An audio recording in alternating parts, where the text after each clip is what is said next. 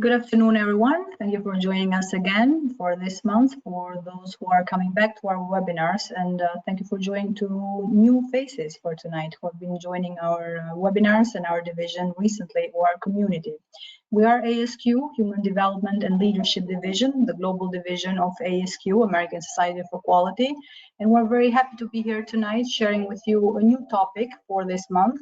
I will be presenting this topic for those of you who are used to see me on the other side of the screen as co-chair of our webinars with my partner Kiran Mann, who will be joining us tonight as well. And we decided to kind of see from a benchmarking standpoint, most of our members and people who join our webinars who might not be members yet, they do have a very interesting background when it comes to quality. So it'd be interesting tonight to focus a bit more on sharing what's going across organizations and see what we can learn from each other. In addition to this, I want to remember everyone who is interested to get recertification units that you will have those if you attend our webinar for minimum 40 minutes. You will be getting an email from me in 24 hours maximum, where basically I will be sharing those credit units only with those who have been attending, and it's showing in the system as recorded data as minimum 40 minutes. For everyone else who would like to be a speaker as well for our webinars, please note that we are always welcoming new topics which have to do with human development, leadership, the professional growth, and individual and personal one as well.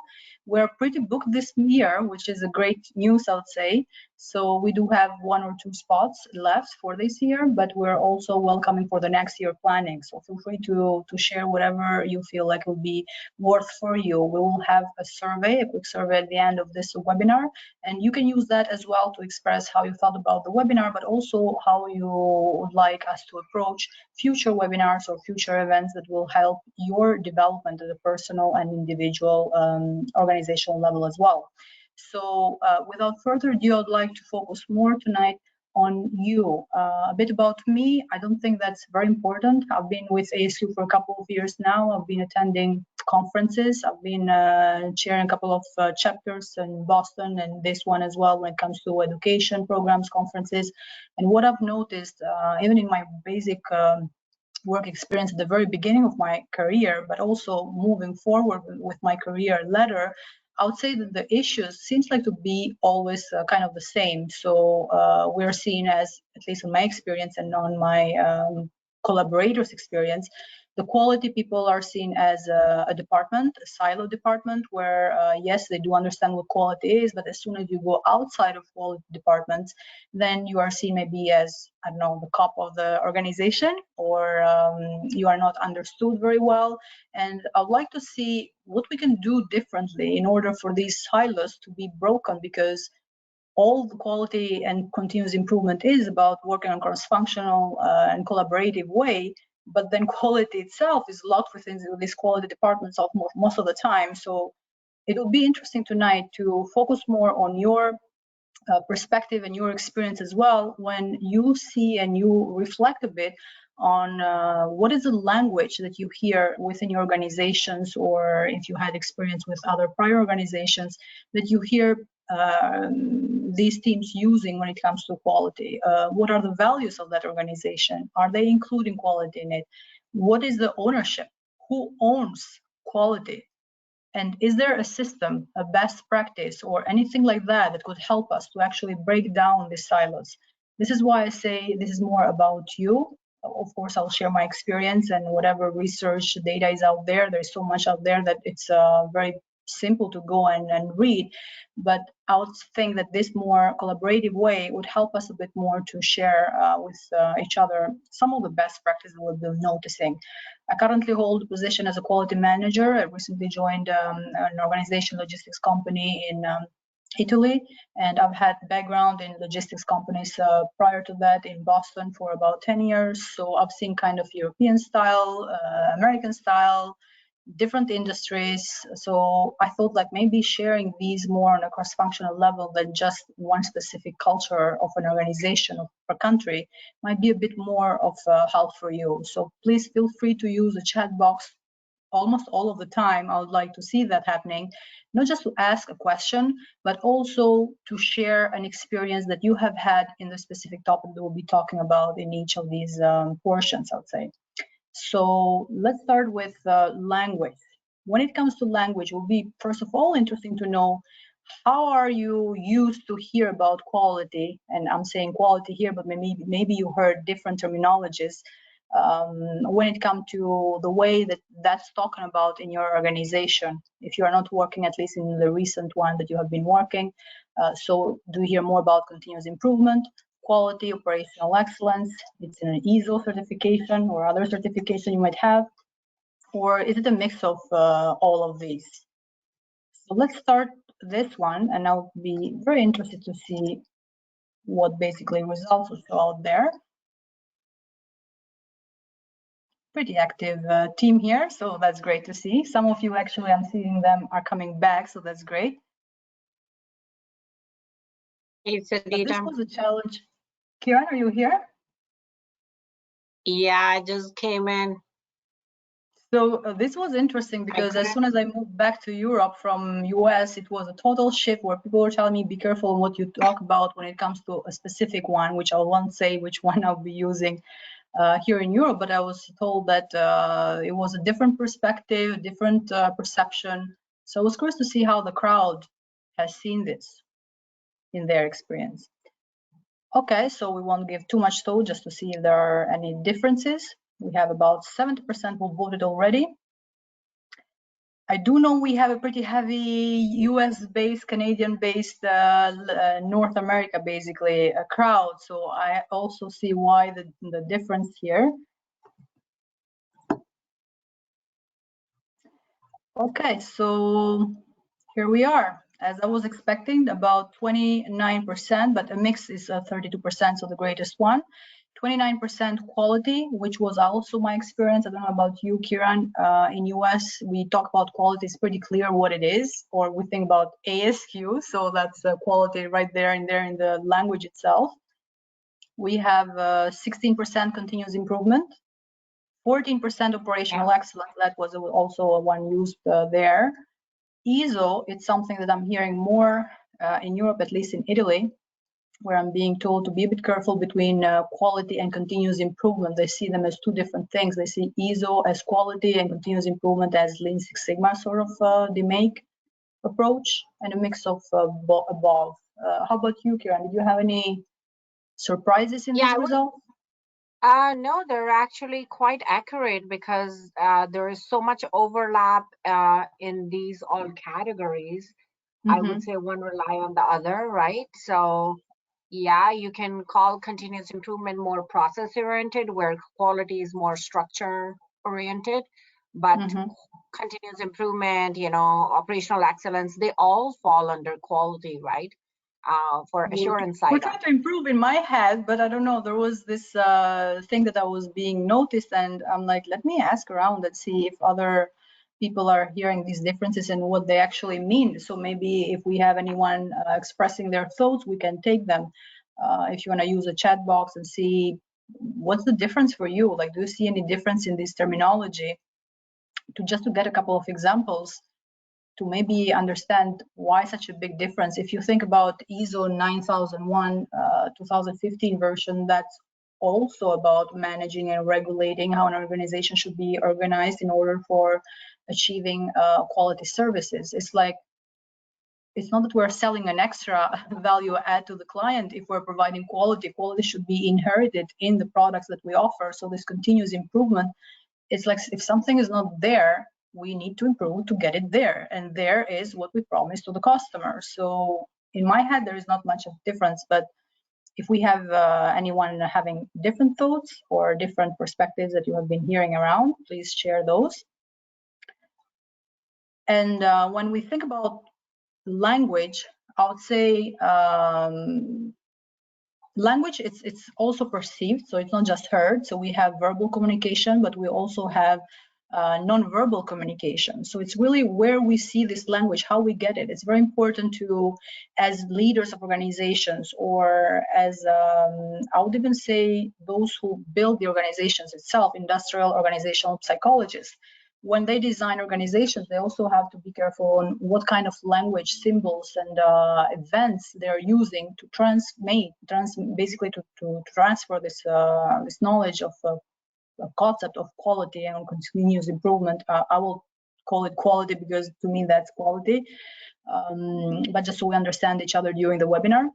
So if we think about a couple of examples of organizations, if we're talking about symbols, and I look at Amazon, I actually look at it today because I was looking for some images that reflect that.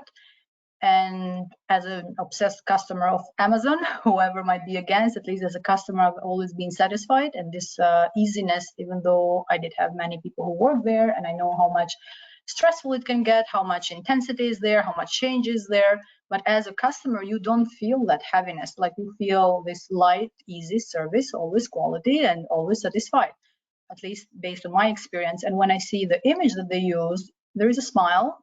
It's very simple. There is just Amazon and a smile. So I do get right away as a customer this sense of happiness and quality is in there, because if I'm happy, then they are guaranteeing me quality. If I think about when I used to work for FedEx, they do have an internal program, which I will be talking about a bit, which was pretty good. And that one was a mix of breaking down these silos of where quality belongs in the organization. But when we got certified, and we got certified through ASQ, was a program designed by ASQ for FedEx, that one was also used as a symbol. So we would have our T-shirts with this QDM expert, which is stands by Quality Driven Management Expert. We would have cups, we'd have other things going on, which I'll share a bit later. But even if you saw around the images that we will start pulling from the websites and printing them out, and posters putting them around the organization, there is a full of symbols that will talk about quality, and you could be a part of a quality action team, we would call it, the continuous improvement teams. So you are part of a quad. It was this excitement of being part of, and you could see that because you could see that in the lunch room sometimes next to the door. There would be a board in there. If I think about the organization I'm working at right now, Gruber Logistics, they are based in Bolzano, Italian area, Dolomites, so there's mountains everywhere, beautiful. But there is also connection to one of the values that they expose if you go to the website. One of the values is continuous improvement. And if I think about these images that they use there in their website, but also internal documents, you always have this this image of mountains, hiking, and this difficult hikes, and we're always strive to improve, and the mission is we move mountains. So it's very easy to connect to this mission and value as well, which are aligned, but also on a level of how we transmit that, what kind of symbols we're using to use that language and transfer that. So when it comes to symbols, a couple of examples here, but also when it comes to events, what kind of events we're using in our organizations, it's also important to transmit this sense of continuous improvement. Traditionally, we're more kind of focused and used to see this area, which is the KPI, a top-down kind of approach. So each month or each quarter, whatever those events might be, we look into the KPIs. We hopefully all organizations have a quality policy. Maybe they don't even have it. I've seen organizations that don't have it, even though they do continuous improvement. But a tangible document and visible to everyone else, easy to understand, that talks about quality. And objectives, of course, are connected to KPIs and maintaining those KPIs at the level to a customer satisfaction level. And in terms of other events, as I was talking about before at FedEx, we also had events when it came to these quality action teams that would organize some continuous improvement, which was a bottom-up approach, and we would have the best quality action team of the year. So we'd have an event about that, have an award, have a judges kind of situation, and have these cups basically, and prices and everything else. So it was something pretty expected, because it was each year at a certain time of the year.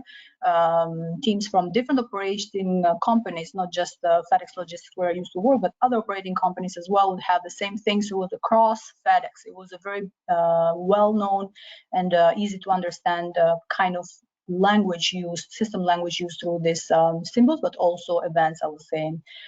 Another interesting experience I had, I used to be in the leadership team of ASQ Boston.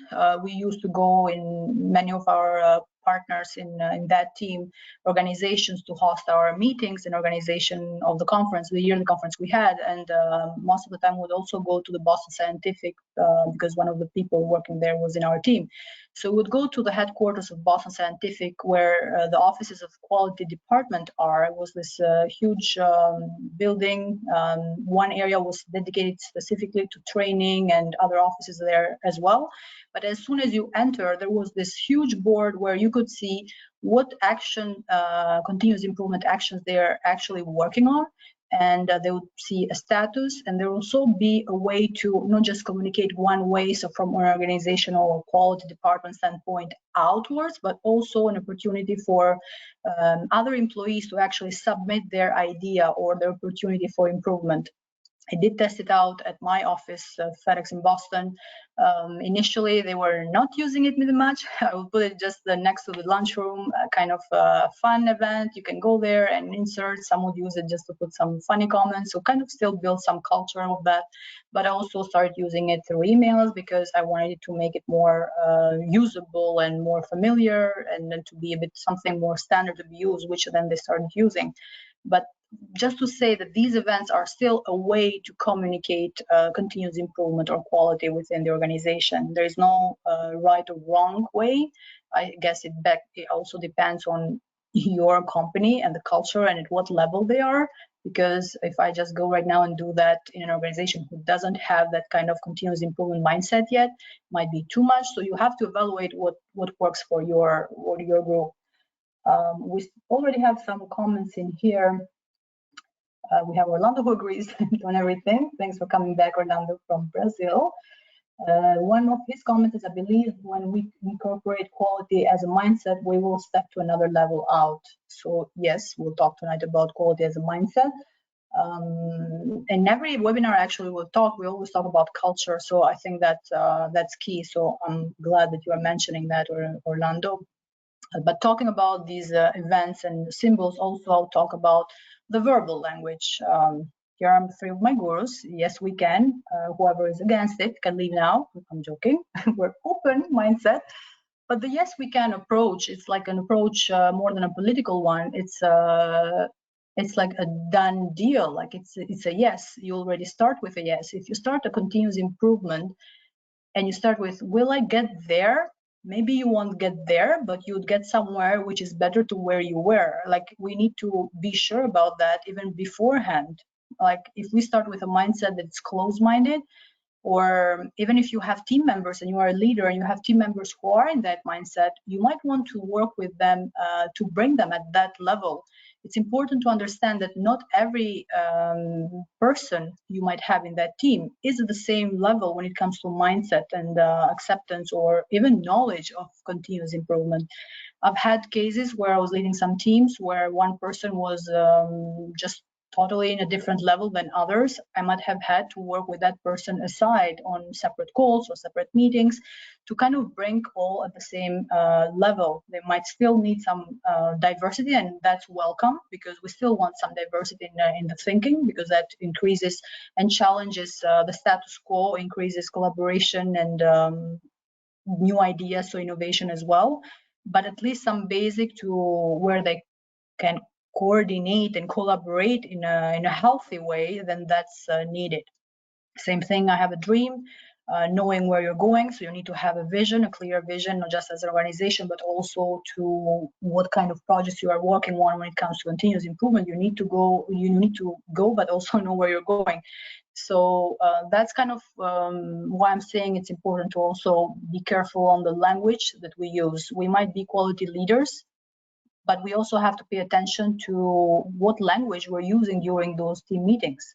Are we being an example through those words that we're using, or are we just structuring a call and putting people there and expecting a fish bone or whatever quality tool we can use in a specific moment?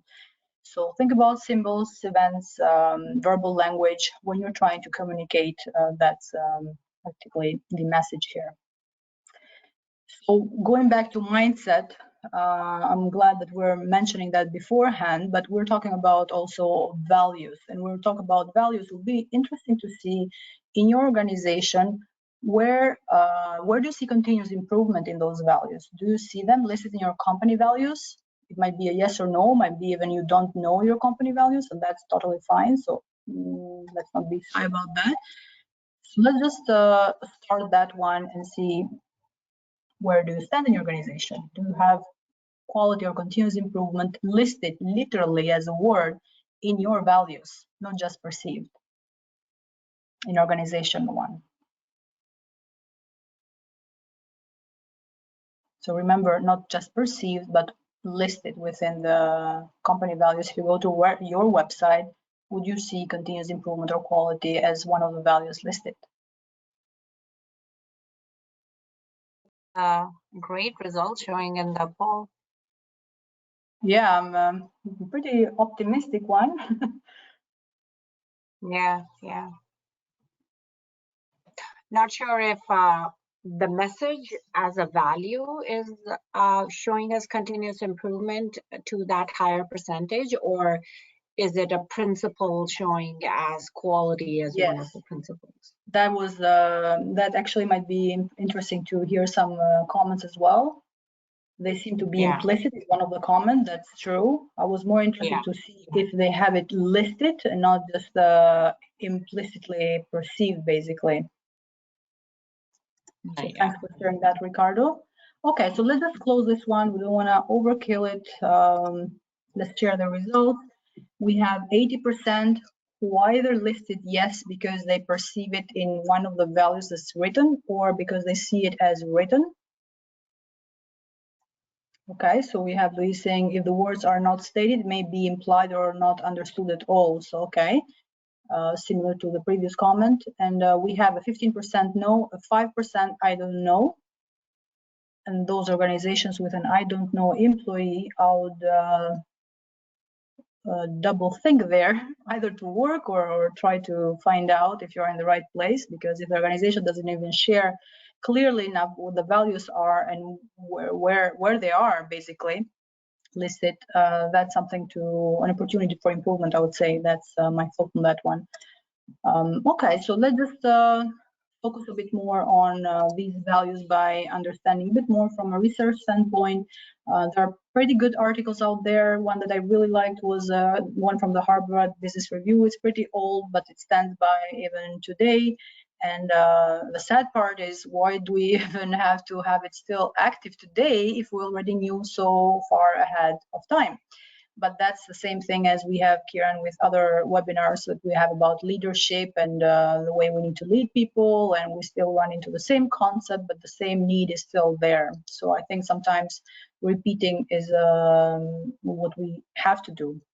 So as you mentioned in some of the comments here, if we think about values listed, yes, those might be even listed as literally a word, like quality is one of our values, continuous improvement, excellence is one of our values, excelling to customer service, guaranteeing the quality service, whatever way they have expressed it there, it is very easy to write.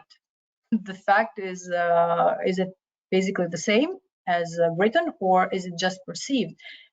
Or is it a wishful thinking? So yes, we have to, if it really is one of our core values, we have to list it there, but we have to make sure that we're living by it. So we're not just, and it's not easy to live by it. It's a very, very difficult journey, as we might all know in this crowd of these webinars, which pretty much most of you are even certified. So we are having the same language here. But how many organizations really, really have quality? How many organizations you have gone there and you've said, oh, this looked great from outside, and I've had interviews, I've written all their value, mission statement, value list, principles, success stories, everything looks so good. And then you go in and it's like, literally, how do customers even get the services here? And that's an experience I've had personally. I've had it through other ASQ members in organizations we have had in Boston and beyond. So that's not something that I'm saying it for myself, but that's the truth. And I feel like we need to start speaking up, and we need to not just make it fancy because we got a certificate and we live in this perfect world, in the perfect company. If there was a perfect company and they already had that value so actual, I don't even think they would hire new employees on quality, unless they just want a maintenance kind of system. But as all we know, quality is about prevention and not just correction after they have measured something and go correct it. There shouldn't even be inspection in there if they really did a quality system in their organization. So I feel like we need to dare a bit more and speaking about these things more than saying we got these certificates as a company. We had ISO in Europe. To me, ISO, it's if you really read through it, it does have all of it, but it's so easy to pass basically the certification audit. I recently went through audit and they asked for a couple of examples here and there, and okay, we got it. Does that mean that we're fine? No. We are working on a continuous improvement journey every day. It's not just an audit once a year, which you can get by pretty fast. So that's my experience on that one. When it comes to these values, this article is actually, I'll put the references at the end, whoever is interested. Some of the articles that I've mentioned tonight, you can read through them a bit more in depth whenever you have time. But what was interesting in this one was that when it comes to values, they also are saying that you need to categorize these values. So if you think about continuous improvement in your organization, is that a core value? And that's a question you might start reflecting on it. So a core value is something that the company was built for. If it's something that the owners of the company, when they started the company, maybe it was not a big one at the very beginning of it, but they had these core values. If you hear of them, if you hear of these partners, you can see it in their mission that value, continuous improvement, was a core value. So it's inherent to the existence of the company itself. And then there are values that maybe they list them there, but they're not really core values. They don't live by it. They're aspirational. They want to get there. So some companies say excellence as a value. Maybe they want to get there and they want to be known for it. But for a customer, once you get a new customer, maybe they get a bit influenced by seeing that core value, that value listed as a core value kind of thing in the website. But then when they had the first, the second experience, they will get it that you are not there yet. That's an aspirational. So we have to be careful when we list these quality or continuous improvement values in our organizational ones. Permission to play, basically it's a minimum behavior, social standards, so quality, continuous improvement is kind of something that need to be expected because that's how we are supposed to act and deliver services. Or it can be accidental. Is quality something that happens only because a certain leader acts in that way and in that department or in that team? So they have quality within quality departments because they have to live by it because they are the quality department. But if you go out of the quality department, is quality still one of the core values? So these are 4 different categories that basically I would like to see now if you rethink about that response that you gave before. If you rethink of that and see in your organization, where would that fall? Is it like really a core value, or is it we aim it? So we want it, but we're not there yet, or is something that it's common acceptance that you at least have to have that, or is it accidental because you had in the last 2-3 years a CEO who was pretty much into it and brought that kind of mindset as we were talking before. So let's launch that one and see what comes up. So think about the response you gave before. We're still talking about the quality or continuous improvement, however, and think about the organization itself, not just the department where you work.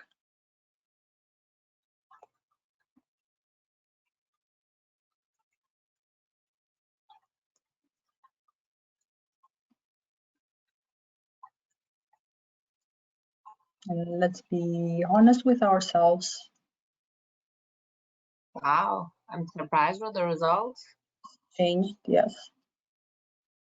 Let's give it a few more seconds so we go at least to the same percentage. We're at 57%. We had 70 before. We're at 60 now. Okay. So we're gonna get a percentage that has some Six Sigma acceptance level. Okay, so we're at the 60. Hats are going on. I'm gonna close it because they're going more than 70. Okay, so we're gonna keep the same kind of number of people responding.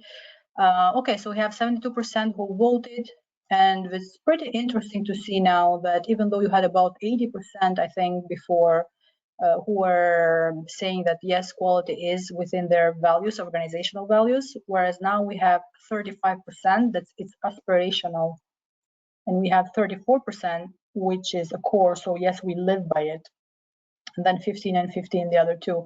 So as you see, sometimes, at least based on this crowd, we talk about quality or continuous improvement as yes, we live by it, but then when we go and actually see it, what's happening in the real world within our organization.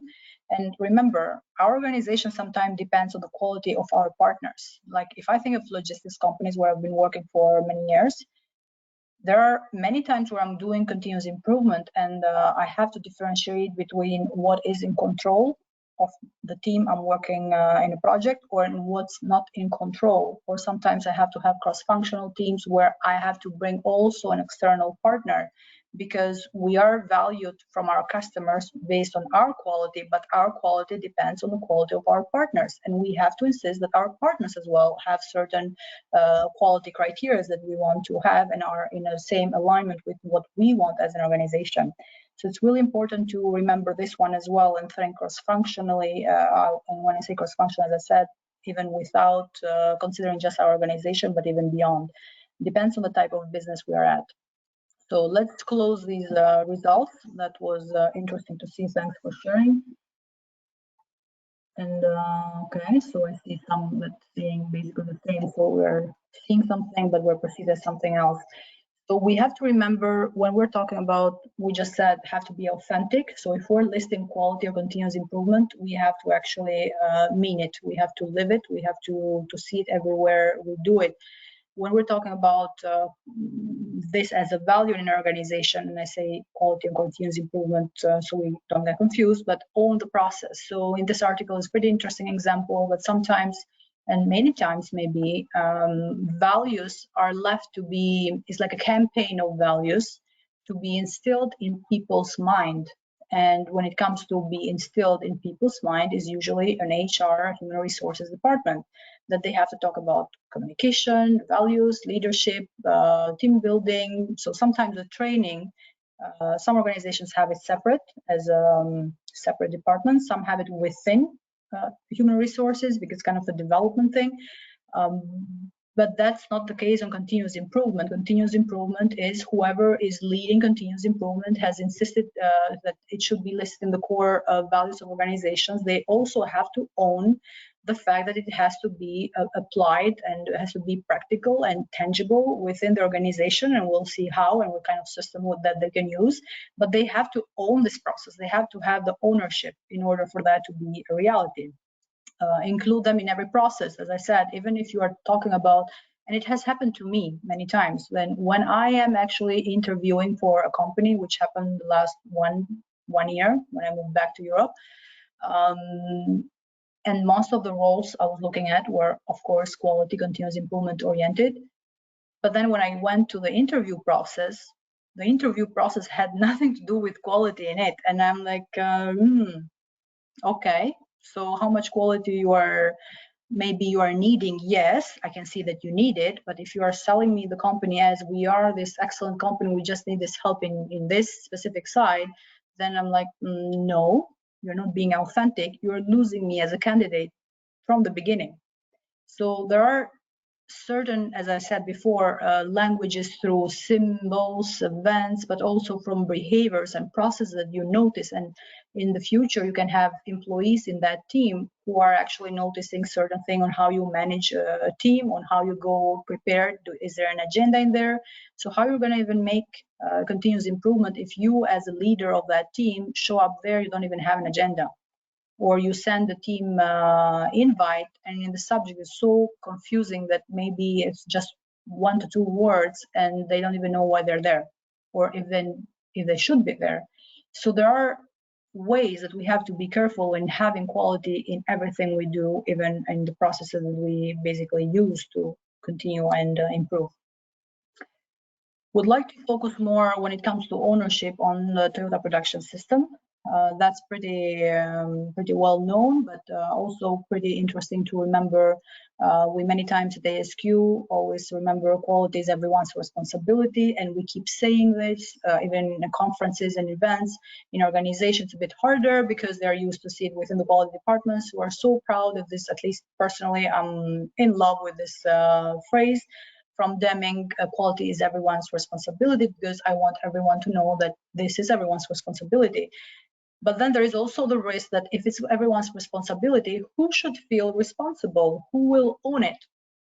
So it's not that it just everyone has to be responsible, and it shouldn't be a structure for it in order to lead it and manage it, because then it will happen what happened at the FedEx Logistics company where I was at, where practically we started using this QDM, quality-driven method, to have a bottom-up approach. But then what happened was, many people in different environments, departments, or wherever they were working at, they started now getting excited, because I worked informally with them to get many people certified. I was doing volunteering and basically providing training to them, to whatever ASU had built for us.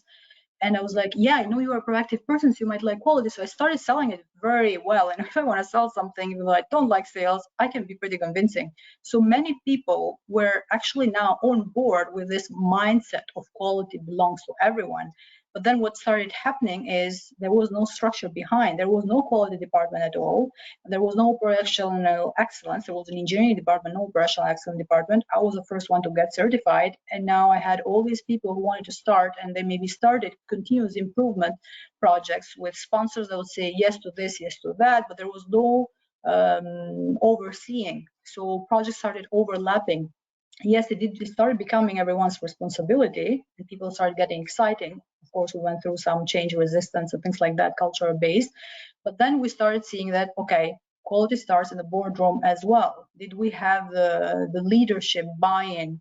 Did we have the structure for it? Did we have some people to at least lead this initiative, which would be a way to live by, and not just initiative as a project kind of thing?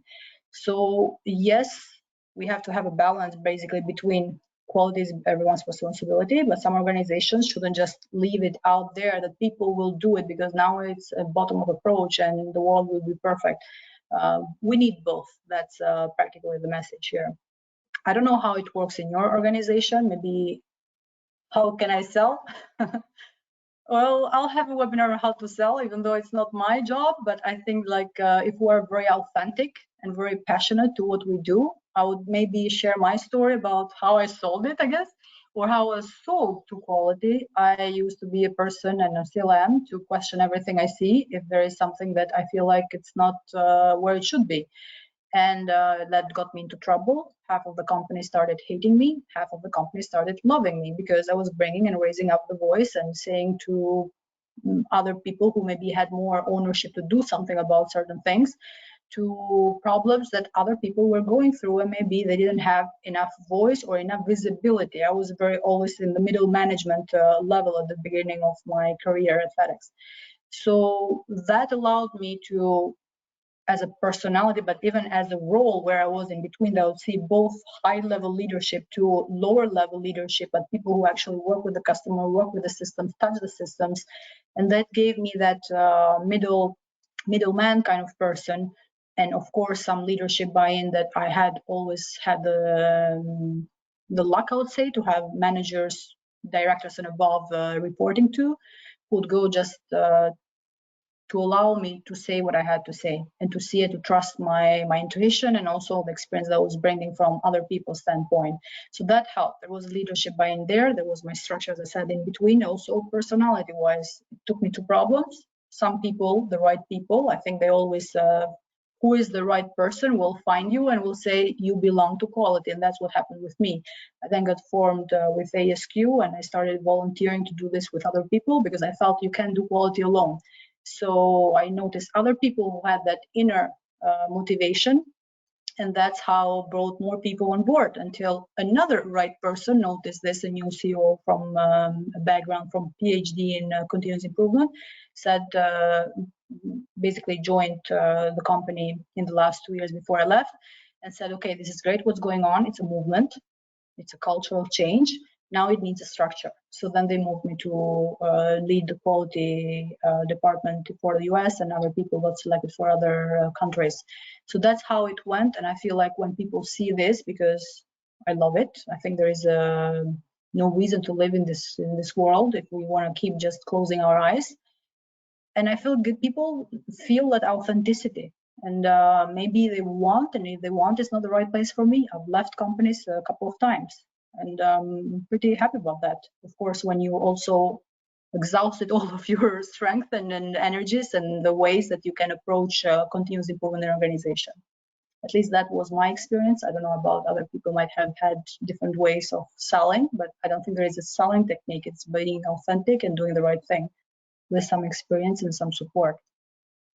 Okay, so we'll go pretty fast in these ones. As I said, the standardization is needed, but not just to standardize and be so rigid to it. So yes, ISO certifications, but it helps us to see where we are and where we want to be. At least it gives them some way of measurement, because many projects I've seen organizations, they are not really starting from a quantitative standpoint. They start continuous improvement without having an opportunity statement that's pretty clear when it comes to what are we measuring, where do we want to be, but what is our current state. So that helps us a lot. The Toyota production system has this also bottom-up approach, because with a stop the line, so practically everyone in that manufacturing room could stop and press this red button. That would stop everything. Oh, I love this. Like, I dream for the day where I could just stop the entire organization, because that way you get the tension and you make everyone stop and focus on quality and not just say we don't have time for it, as we've seen many times happening. Their mission, this is the car I've been using for 6 years. When I used to live in US, it was a rented car. I always went with the same car. They kept upgrading. So basically they are living for improving what they're doing. They don't live to sell cars and to create cars. They live to improve the way that they manufacture cars. So that's why they really have quality within their core values, basically. When it comes to system, I kind of mentioned it, but we have, I would see it as a triangle, basically, so people, structure, and having the right leadership. When it comes to leadership, we mentioned a bit before, we have to lead by example. We have to face how our own behaviors are aligned to what we basically are bringing out there about continuous improvement. And we have to have a sponsorship mindset. When we sponsor projects, it's not just like, yes, let's do that. But if you are doing some projects that are overlapping one another, you have to communicate that to other groups. You have to see what you can learn, benchmarking. You have to be very clear on what kind of project perimeter of the project. So the project scope has to be very clear. It has to be narrow enough and large enough for your purpose, but also narrow enough for the time that you are dedicating to that group, for the right resources in that group. Sometimes you have some people that are not belonging to that group. Maybe they can be used as key performance subject matter experts, but they don't need to be there all of the time. So it's a waste of time if you're just dedicating a person and say you are part of this project. Yes, great, but then you are killing his time when he might be working on other things that just being used as a coach or as a reference point in that team. When it comes to people training, as I said here, at least at FedEx, we use this approach. You can even read about that. There's a website in their page. You can reference to the last slide I shared here, but there is a common ground team member approach that we use with ASQ. So some modules at a basic level, we trained the whole company. Like they had to. There was a certification, a credit system, I would say, where you would measure if the person had gone through 2 or 3 trainings, whatever we have chosen for them. But that, I think, is key, and I feel it's missing in most organizations. I don't hear many organizations who have trained every single employee on DMake, on Lean Six Sigma. I'm not talking about training them on doing graphs and crazy statistic stuff, but at least the basics, the principles, what a DMake model is. That's something that has to be in everyone's mind. There is no way in an organization that the quality team will be understood by everyone when they talk about a fishbone. Like many times I was basically asked to lead some project. They said, oh, you are good in that project. Let's come just join our team and lead our project. I remember it was a finance, IT and IT department mix. They were trying to change the system. They're both heads of the department, so VP and above. And they're like so confusing what they're asking. And I kept insisting on opportunity statement. And I kept saying, what is your current state? What do you want to change in here? What's your desired state? What's the impact? And they kept saying, Sidita, move on, move on. I'm like, I'm not moving on until we have a clear opportunity statement. And they're like, I'm the VP of finance. I'm telling you to move on. I'm like, no, you are the VP of finance and ask me for my help to lead this project. And I'm going to lead this project based on some methodology. If you don't want to lead the project in based on the quality methodology, then go ahead and find somebody else to help you, because I do have other things to do. And everyone was silenced. And they said, okay, let's just fill this table because she really loves this table, whatever. So there was no other way they'll get help from me. And then I said, okay, we do need to train everyone at least on the basics, because there was no way to speak the common language. Another key stakeholders, so some people have to have a different type of training, maybe a bit more in depth, because they are maybe next to the customer, or they are engineers. Yes, they do lead IT projects, but they do need also to think about quality when they build the systems, and not always build the systems and then they see that they are crashing from a quality standpoint, and then they come and ask for quality department to improve something. And I'm like, no, quality has to be part of every single process, every single project. It has to be preventive and not actually corrective. So they do also need to have more personalized training. People who are leading teams, maybe they are not quality managers, but they are team members that they are being assigned to lead a project. They do have to have certain training that is dedicated to them. Coaching, quality department can have many quality managers maybe there, but they can act as, at least that was my role at FedEx. It was a mix of leading my own project, but also coaching other people who got certified in quality, but their job did not become quality improvement, but they were basic operations, other roles, but they were being assigned to lead projects. But because I could not follow every single project from start to finish, I could at least act as a coach for them. So they had the training for that one. When I talk about PMO here, I'm not talking about PMO, Project Management Office. I've seen, I'm PMP certified, so I've seen PMP, Lean Six Sigma, and Agile methodology. But what I'm talking about here, it's a mix of all of those. So you do need to have at least somebody, or quality department, or operational excellence, whatever you want to call it, but you at least have to have some dedicated staff to quality, basically. And the sponsors need also to have this training on, as I said before, maybe just to mention how to build an opportunity statement where they ask for projects to be led. In terms of structure, I said it before as well, a mix of both. I would say top-down is the basic one that we have been used to see, KPIs. If there are needs for systems to show these dashboards, iNexus is a really good one. It's like a software basically where it's like a PMO kind of, but dedicated to quality, continuous improvement projects. To track them, you need to have the data, you need to have the people and business analytics role, because I see some projects that I'm leading, I don't have the support all the time because I don't have a dedicated resource to go and get the data. And when sponsors come, they don't come with data to you, but then when you ask the data, you don't have a business analyst dedicated to your role, so you have to actually bother IT department or engineering department. So it's not easy to have quality. We also have to have a support system in place, tools, access, training, whatever that is, but we need to have those tools as well if you want to do a top-down or a bottom-up approach, so either or. These are some of the resources I've used here, but there's also some that are just interesting to go and read. But I would like to see some questions because we are running out of time. We have 10 more minutes. Beyond questions, I'd like also to see some of the comments. What's working in your organizations or organizations that you have seen basically using some sort of technique that's a bit beyond having a quality department. That's what I'm more interesting to hear tonight. If there is any benchmarking that we can do, best practices, and then start sharing them. Kieran, so I do also see questions myself here, but if you have any comments as well, I would appreciate your Well, yeah, I think I encourage everyone to bring some more questions, but there has been a good exchange. Love the fact that everybody's thinking about solutions. You know, what can we do to make sure if the culture is not there, how do you encourage continuous improvement projects for your operators, especially the frontline people? That's a great question, I would say.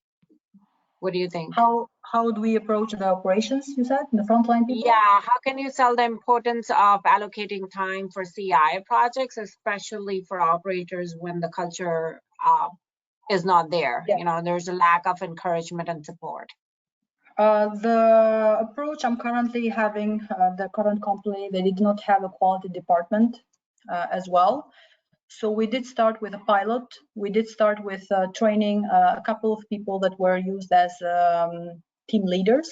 So there was a training specific to them beyond the basic one that was used for the team members. So we had some people selected for team members, some selected as team leaders.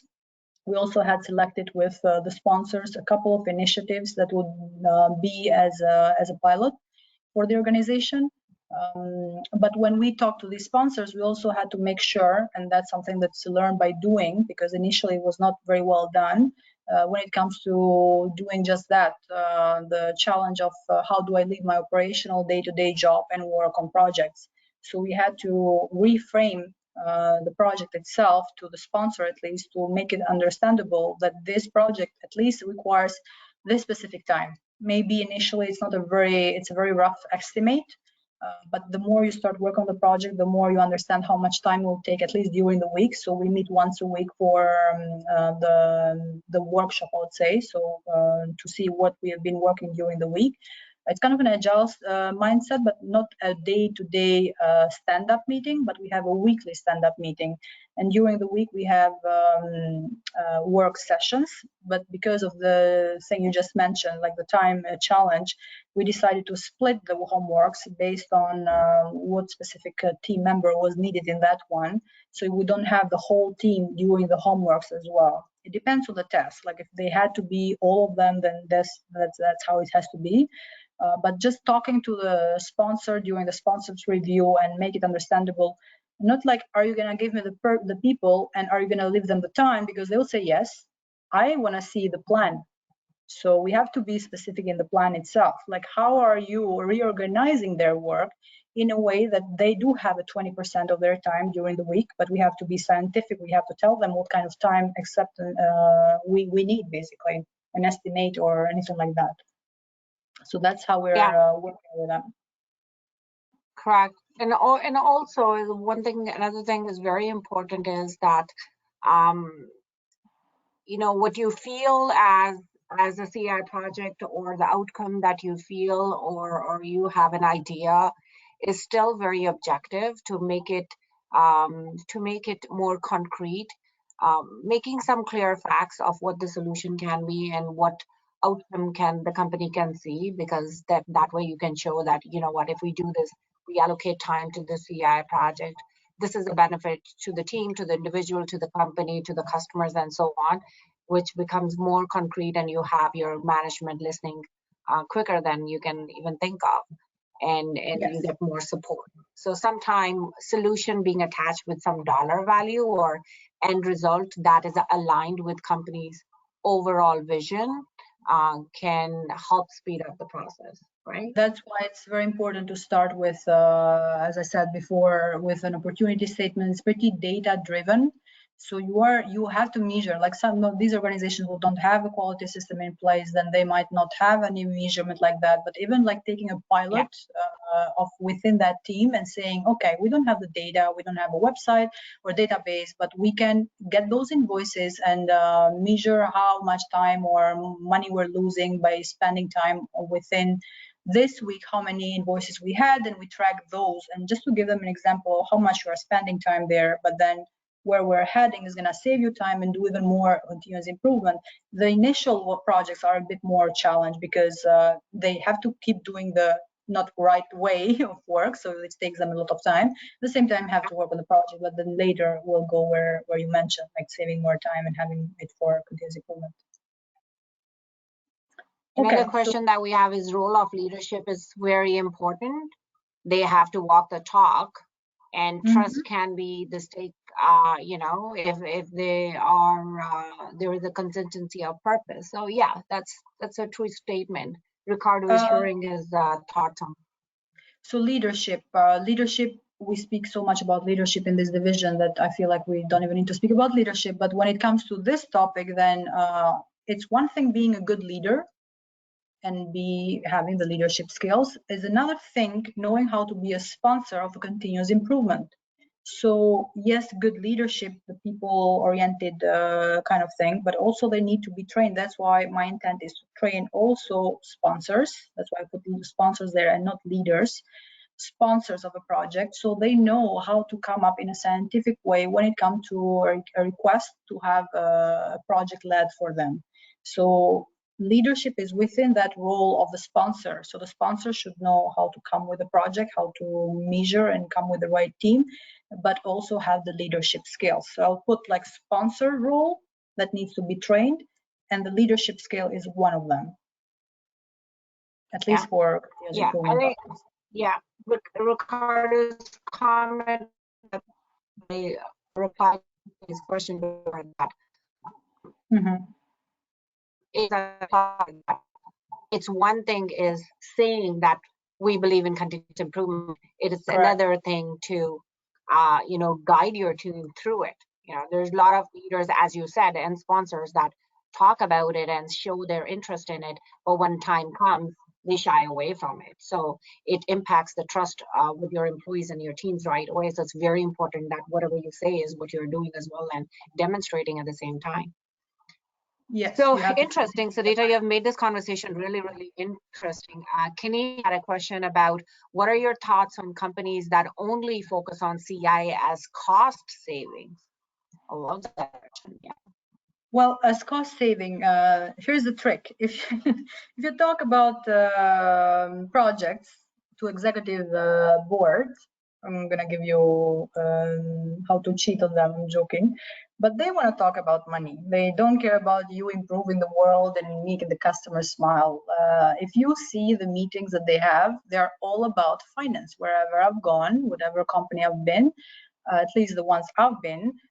At the executive board meeting, they don't talk about the customer being happy. They talk about how much money we've made. The P&L, or the branch manager meetings at the regional level were discussed about P&L. Did we reach our budget? Did we go beyond our budget? There were KPIs that were showing in some reports that you have to have, but 3-4 are talking about quality, on-time delivery, maybe incorrect invoices. Point. I don't think I've seen more than 3-4 dashboards about quality, or going deeper to, okay, customer level might have 3-4, but then if you go to root cause analysis, you have more than 3-4, because you have to understand how your vendors are acting as well.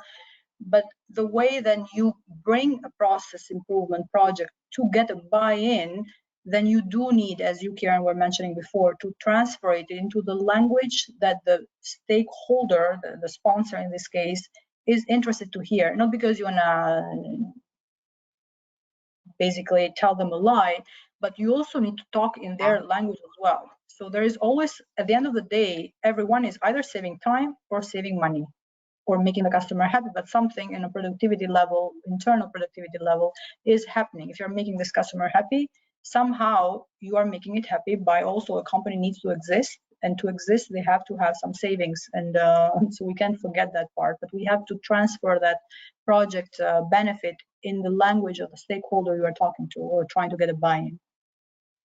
Yeah, I think picking from your point where you said sometimes we have to change the language, like, if the company is awesome and culture is great and everybody's dedicated to work together and make a perfect world there, then yes, definitely it's easy. You can talk cost saving, but you can always talk about ease to your employees, benefits to your customer. But if that is not the case, which is majority of the companies, sometimes we just have to change the language. Cost saving can be turned into a thought process about how that will benefit your customers.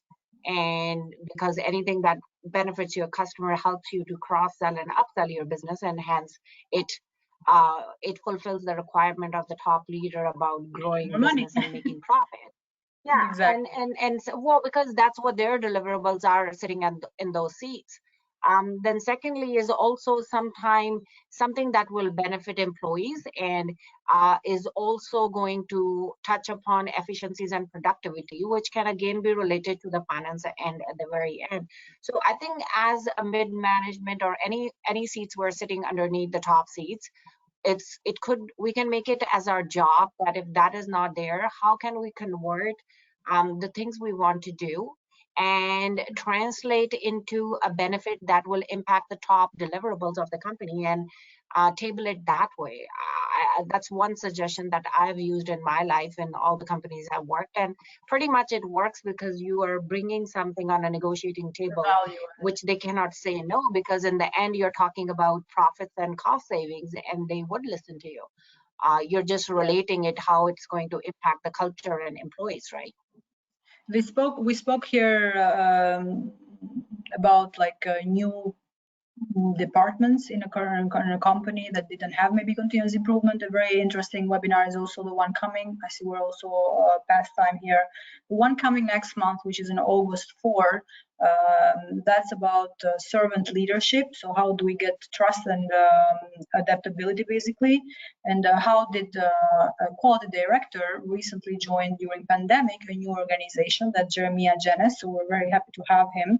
And he did recently join his organization, and what did he do basically to get started in there, and how did he manage the servant leadership? What kind of lessons did he have during this new organization, but also in pandemic time? So it was all virtual. That company was all virtual until I think next month or in 2 months they're starting to go back in the offices based in Boston. So that's going to be a very interesting webinar as well. We will have, as I said, within today or tomorrow, you'll have the certification email, whoever attended for 40 minutes. So thanks for doing that. And we'll also post this because I did post some resources. So we'll post this document in our My ASQ. We'll also post the webinar as well on YouTube. So feel free to share it with anyone who wants, but also feel free to share our webinars with future members or non-members as well, where we feel that we might need some value. So thank you so much. Thank you, Kieran, for always have great conversations. We'll continue those always off hours as we do. And we'll look forward to have you guys next month.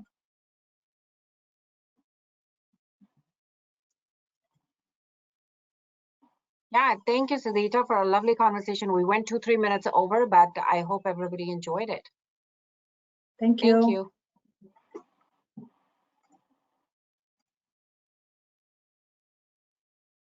I said,